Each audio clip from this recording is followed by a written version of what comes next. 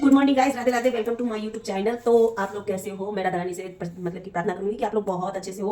और मकर संक्रांति आ चुकी है, तो क्या आप लोगों ने अपने अपने घर में तिल की लड्डू बना ली है? सो गाइस, आज बहुत अच्छी धूप है, तो जल्दी से जाओ। 2 3 दिन से धूप निकल रही है बहुत अच्छी, तो जल्दी से तिल को सुखाओ, धोकर और खुद से लड्डू बनाकर खाओ। मतलब मार्केट की जो लड्डू होती है उससे बेहतर होती है खुद के हाथों से लड्डू बनी हुई जो तिल की लड्डू होती है वो। तो देखो, मैं अभी नहीं बनाई हूँ और मेरी तिल अच्छे तरीके से सूख चुकी है, तो मैं थोड़ा इसे अच्छे से और रब करके और इसको अच्छे से छिलके को अलग करके फटक के और तब मैं इसका आज बहुत ही स्वादिष्ट लड्डू बनाऊंगी। और आप लोगों को मैं बता दूं कि लड्डू बनाने के लिए प्रोसेस बहुत ही मतलब कि आसान है, और इसमें अगर आप और कुछ डालते हो तो बहुत ही स्वादिष्ट लड्डू बनती है। तो मैं बता देती हूँ कि मैं ज़्यादा कुछ नहीं रखूंगी, क्योंकि मेरे घर में एक मैं हूँ, एक मेरे हस्बैंड है, मेरा बेटा है। और मतलब कि मैं जितना ज़्यादा पसंद करती हूँ उतना ज़्यादा मेरे वो दोनों इंसान नहीं पसंद करते, तो इसीलिए सबको खाने के लिए मैं ये बना रही हूँ। तो मैं सोच रही थी कि इसमें ज़्यादा कुछ ना डाल के बस मैं इसमें मूँगफली डालूंगी और गुड़ की ये मैं तिल की लड्डू बनाऊंगी, तो बहुत ही स्वादिष्ट होगी। तो मैंने इसे अच्छे तरीके से, देखो मेरे कितने हाथ काले हो गए, तो मैं इसे अच्छे तरीके से थोड़ा फटक लेती हूँ और मैं आपको दिखाती हूँ कि मैंने हाथ से रब करके और इसमें से कितना सारा छिलके को निकाला है। क्योंकि मैंने इसे छत पर 2 3 दिन सुखाई है, तो छत पर फटक फटक के तब मैं यहाँ लाई हूँ, लेकिन अभी भी मुझे संतुष्टि नहीं हुई, तो मैंने सोचा कि चलो भाई थोड़ा सा इसको और अच्छे से साफ कर देती हूँ, क्योंकि मकर संक्रांति में अभी 2 दिन है बचे हुए। तो अभी मैं बना के रख देती हूँ और मैं आपको दिखाती हूँ कितना ज़्यादा इसमें से छिलका निकला है। मैंने सिर्फ हाथ से भी रब की है। सो गाइस देखो, मैं भी आपको दिखाती हूँ। देखो कितना सारा छिलका अभी निकला है, और अभी मैं इसमें से थोड़ा सा और रब करके, और देखो अभी तक लग ही रही है कि इसमें अभी बहुत सारे छिलका है, तो मैं अभी थोड़ा सा इसको और रब करके और तब जाके इसको फटक दूंगी, ठीक है। और उसके बाद एक प्रोसेस और बचेगी कि अगर इसे जिस टाइम मैं भूनूंगी, बहुत ही कम आंच पे मैं इसे भूनूंगी, तो उस टाइम ये गर्म हो जाएगी और ज़्यादा। तो उसके बाद मैं फिर से हाथ से इसको रब करूंगी ना, तो वो जितने भी छिलके होंगे मतलब कि उसमें से थोड़ी मोड़ी बच जाएगी, क्योंकि पूरी की तो निकलती नहीं है, लेकिन हाँ 75% तिल की छिलके गर्म होने के बाद अगर हाथ से इस तरीके से रब करते हो तो एक दूसरे में घिसाव आती है, तो वो छूट जाती है। तो ये प्रोसेस आप लोग भी करना। मतलब अगर इस तरीके से लगता है आप लोगों को कि पूरी तरीके से नहीं निकल पाती है, तो तिल को जिस टाइम भूनोगे उस टाइम इस तरीके का प्रोसेस करोगे ना, तो बहुत अच्छे से तिल पूरे छिलके हैं जो निकल जाती है। और उसके बाद भाई साहब क्या स्वादिष्ट लड्डू बनती है। आप लोग जानते हो कि इसमें बहुत कुछ डालना होगा तो डाल सकते हो, लेकिन ज़्यादा नहीं डालोगे तो तिल की स्वाद आपको मिलेगी, ज़्यादा कुछ डालोगे तो आपको तिल की स्वाद कम और मतलब और भी ड्राई फ्रूट की स्वाद ज़्यादा लगेगी। तो मैं इसमें ज़्यादा कुछ नहीं, मूंगफली ही डालूंगी और गुड़ की बनाऊंगी बहुत ही स्वादिष्ट तिल की लड्डू। तो ये वीडियो आप लोगों को कैसे लगी कमेंट में जरूर बताना, क्योंकि बहुत ही सुंदर तिल की लड्डू मैं बनाने जा रही हूँ। तो गाइस मैं अभी देखो यहाँ तिल भून रही हूँ, देख रहे हो अभी इतना सारा तिल बचा हुआ है और मैं इतना सारा तिल को अभी भून रही हूँ। और साथ में मैंने इतना सारा मूंगफली भी भुना है, क्योंकि मुझे इसमें मूंगफली डालनी है और ये बहुत ही स्वादिष्ट लगेगी अगर मूंगफली डाल के, और थोड़ी सी अगर नारियल रहती है तो वो भी डाल के इसमें बन सकती है। तो मैं मूंगफली ही डालूंगी क्योंकि यही बहुत ज़्यादा टेस्टी लगती है। तो मैं इसे देख लो अच्छे तरीके से, और मेरे फ्लेम को देखो कितना ज़्यादा कम है, और मैं इसी फ्लेम पे 5 मिनट इसे मतलब कि भूनूंगी और इसमें से मतलब चटकने की आवाज़ आएगी, उसके बाद सौंधी सौंधी खुशबू आएगी, तो फिर मैं इसे निकाल लूँगी। और उसके बाद थोड़े से मतलब कि ठंडा होगा तो फिर से मैं उसी तरीके से हाथ से रब करूँगी, ताकि इसमें का जितना भी मतलब कि निकलने लायक छिलका होगा वो निकल सकती है। तो मैंने तो एक तरफ छील के उधर देखो कोने में वो है वे कोना में रखी हुई हूँ और देखती हूँ कि इसके बाद इसमें से कितना सारा निकलती है। तो आप लोग इस वीडियो को पूरा देखना, मैं आपको तिल बनाने की प्रोसेस पूरी दिखाऊंगी, पूरी प्रोसेस दिखाऊंगी कि सच में तिल बनाना बहुत भारी काम नहीं है। सिर्फ इसके जो गुड़ की जो चाशनी होती है बस उसी पे फोकस किया जाता है। गुड़ की चाशनी अगर आपकी अच्छी हो, अच्छे से बना पाते हो, तो आपके किसी भी प्रकार के लड्डू को आप बना सकते हो। तो पूरी वीडियो को देखिएगा, मैं इसे भून के निकाल लेती हूँ, उसके बाद मैं आपको बताऊंगी कि मैं कितना साइज में गुड़ रखूंगी और गुड़ की चाशनी किस तरीके की थिक होती है या फिर मतलब पतली होती है, मैं सब आपको दिखाऊंगी, ठीक है। गाइस मैंने तिल भून के निकाल लिया है, मैंने तिल को अच्छे से रब किया है, तो देखो मेरे हाथ कितने ब्लैक हो चुके हैं। तो अच्छे से मैंने उसे फटक भी लिया है, और अभी मैं देखो ये रहा 1 गिलास पानी, ठीक है, 1 गिलास से थोड़ा कम ही है। तो मैं इस कढ़ाई में रखूंगी और ये रही 250 ग्राम जो कि गुड़ है, और मैं इसे इसमें रखूंगी मेल्ट होने के लिए।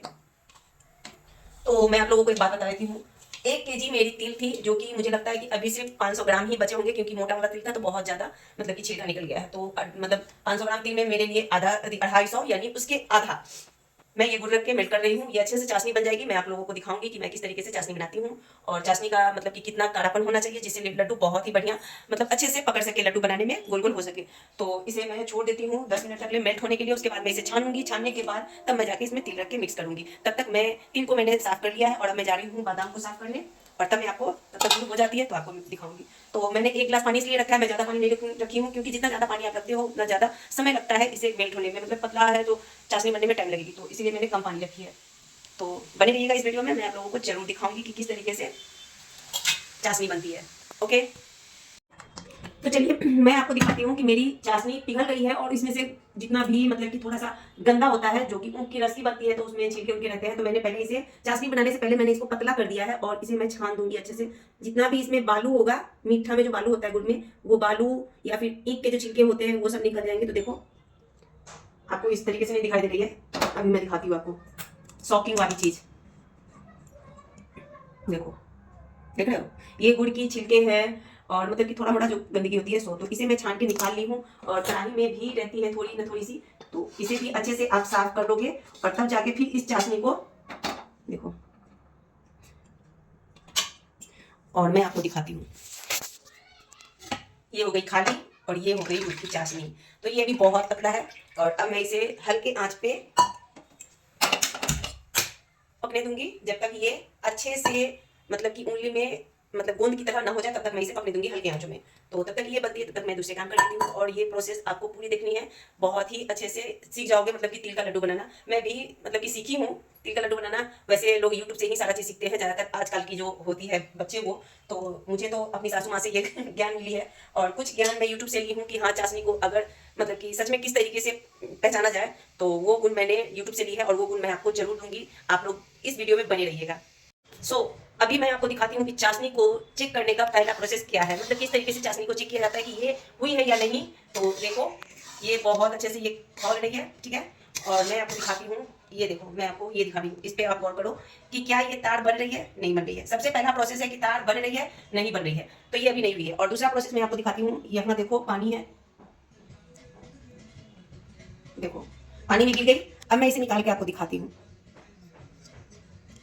तो देखो ये बहुत अच्छे से बन गई है, ठीक है। लेकिन इसमें अभी 2 से 3 मिनट और पकेगी तो ये हो जाएगी बिल्कुल रबड़ की तरह। ज्यादा पाक गाढ़ा भी नहीं करना है, लेकिन ये पूरे मेल्ट हो गई। देखो तो ये मेल्ट नहीं होना चाहिए, वो अच्छे से रबड़ की तरह मतलब कि जो चॉकलेट होती है उस तरीके से होनी चाहिए। तो अभी मैं बस 2 से 3 मिनट और पकाऊंगी और उसके बाद हो जाएगी। तो मैंने पहले प्रोसेस आपको दिखा दिया कि पहले इस तरीके से आप चेक कर लेना और फिर मैं दूसरा प्रोसेस आपको दिखाती हूँ। जब ये हो जाएगी मैं वो भी दिखाऊंगी।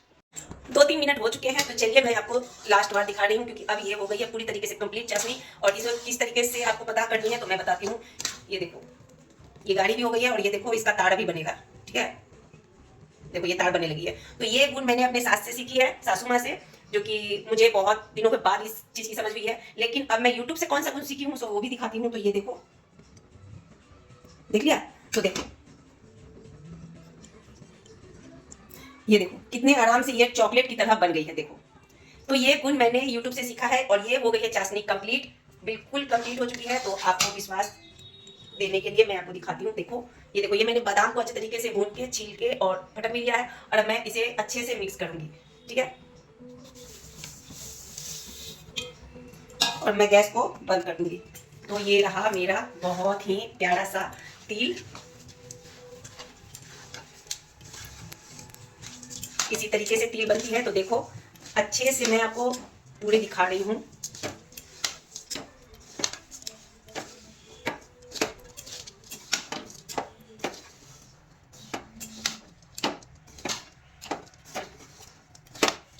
तो ये हो गई है मिक्स और अब मैं अच्छे से हाथ को डिप करके भिंगा लूंगी। तो ये हाथ मेरे काले इसी तिल की वजह से है। और देखो मैं लड्डू बना के आपको दिखा रही हूँ।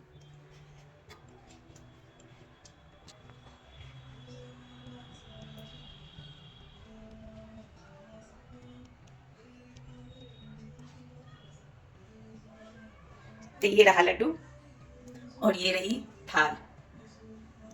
तो कैसी लगी मेरी ये वीडियो पूरी? आपको मैंने अच्छे से देखो अभी तक ये उसी तरीके से बंधी हुई है लड्डू बनाने की प्रोसेस। अगर आपको ये तिल की लड्डू बनाने का तरीका अच्छा लगा, अगर समझ में आए, तो प्लीज एक लाइक, एक सब्सक्राइब, एक फॉलो मतलब कि सॉरी शेयर जरूर करना और कमेंट जरूर करना कि आप लोगों को कैसी लगी। इससे होती क्या है कि मुझे भी हिम्मत मिलती है कुछ करने को। तो वीडियो कैसी लगी कमेंट में जरूर लिखना। राधे राधे, हैप्पी मकर संक्रांति।